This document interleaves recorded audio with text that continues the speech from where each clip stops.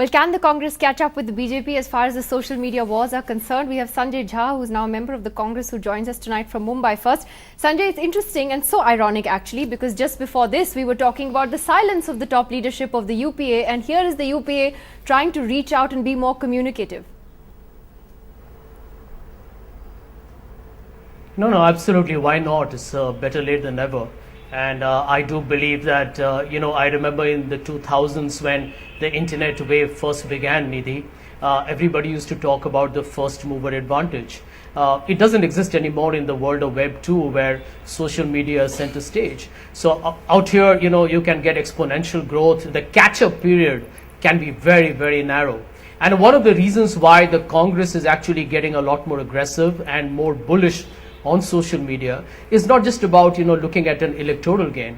I also believe that one of the concerns within the party has been that if you don't really take on the huge negative propaganda or misleading campaigns or very disingenuous efforts to present the government in a wrong light continues, then I think it's bad politics, because you're not being responsible. So it's more than just trying to keep the first time voter or the borderline voter on your side. It's about more responsible politics, because what we have witnessed is that if you don't check the kind of barrage of humongous campaign that has happened, especially from the right-wing extremist side, I think the government then can be accused of actually not acting in a manner that is, I think, becoming of a very responsible government. So are you saying that the BJP does a lot better on the internet right now than you all?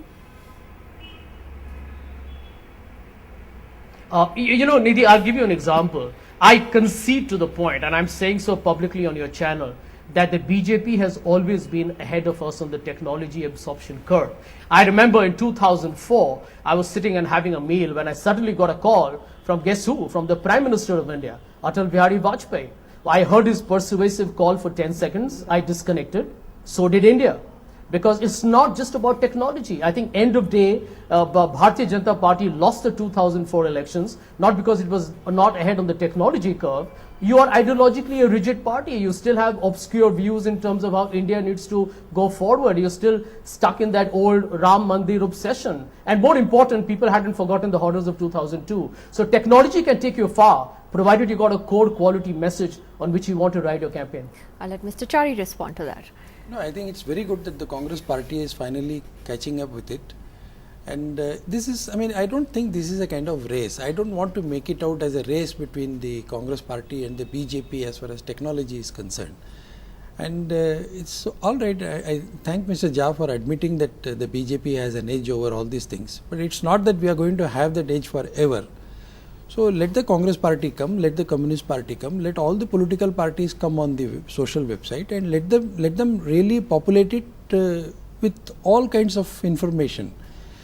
After all, nobody wants this kind of disinformation campaign against the government also. I don't think any BJP person is responsible for disinformation, and as far as this government's record is concerned, anything that you put out on this government will be considered to be a disinformation from their point of view. But take the CAG or the 2G scam or the CWG scam or the helicopter scam.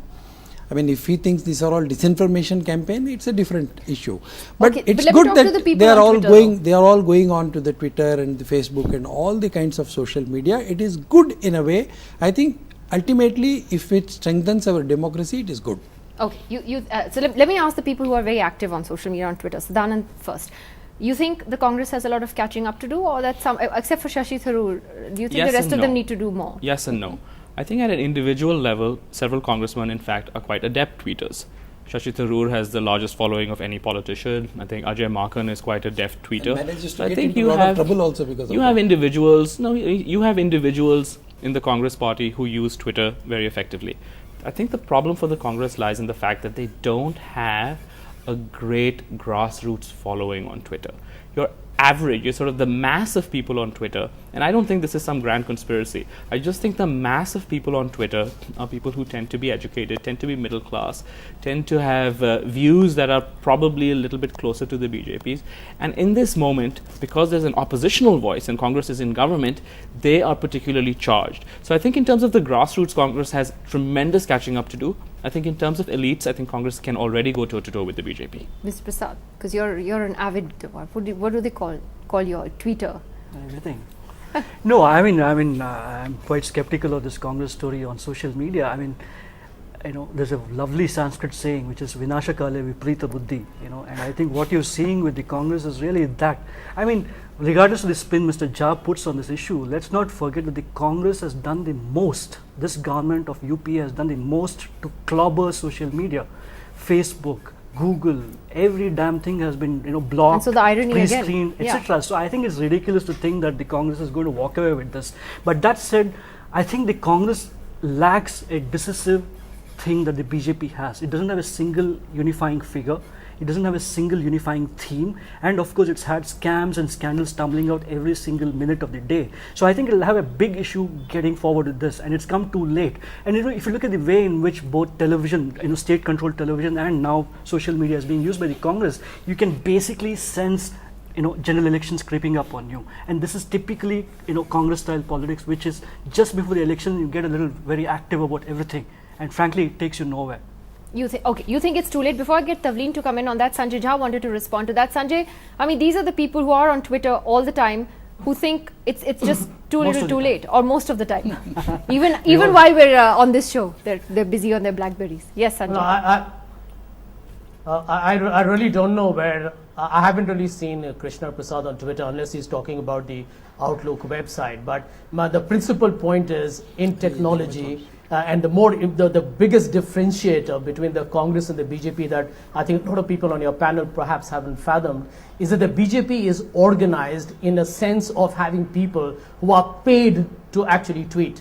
Now in Congress, Nidhi, that's a big difference. And since I work with some people who are very active on the volunteer side, the Congress support on the Twitter are people who are volunteers, they're not paid. And some of them, I meet them very often, are passionate people who do that because they believe that they need to play out and deflect the negativism or all the other criticisms that are usually very unjustified and very often inflammatory in nature, because they believe that they should do that. And I think that's the difference between the character of a cadre-based party vis-a-vis one that believes in spontaneity and passion. And if you look at social media, it can never work on some kind of planned, orchestrated way. That's the reason why things just increase in volume, things just take off when at some point it reaches a certain tipping point. So we believe in the Congress that we're doing it the right way. At the moment, obviously, you're in government, so you tend to very often come on channel discussions like this, or you're on Twitter, you seem to be defending more. But come elections, and you will see the complete change in character when we actually take on the momentum that the BJP pays people to be on Twitter. I have a personal request to my good friend Mr. Jha. You should secretly tell me who are those chaps who have been paying and how much who has been paid. I have not been paid anything for all these years. Well, let me get Tavleen on that. Tavleen, you've heard Sanjay Jha's comments there. Let me tell you, is the BJP a more organized party on the internet? But your people have been paid is documented in magazines and articles. Nidhi? Yes, Tavleen. Nidhi, I think Sanjay Jha's in cloud cuckoo land. Because what is clear from the way he speaks is that he hasn't even worked out how little the mindset of his political party has changed. Had it become au courant with the new media, the Ministry of Information and Broadcasting would have been closed down, right? And all those ridiculous ads in the papers saying, we have done this, that, and the other, that would stop. So, it's not just, it's like giving technology, they talk about an AK-47 in the hands of a monkey. You give them as much technology as you like. Their mindset is still about 70 years old, stuck in some Stalinist idea of propaganda.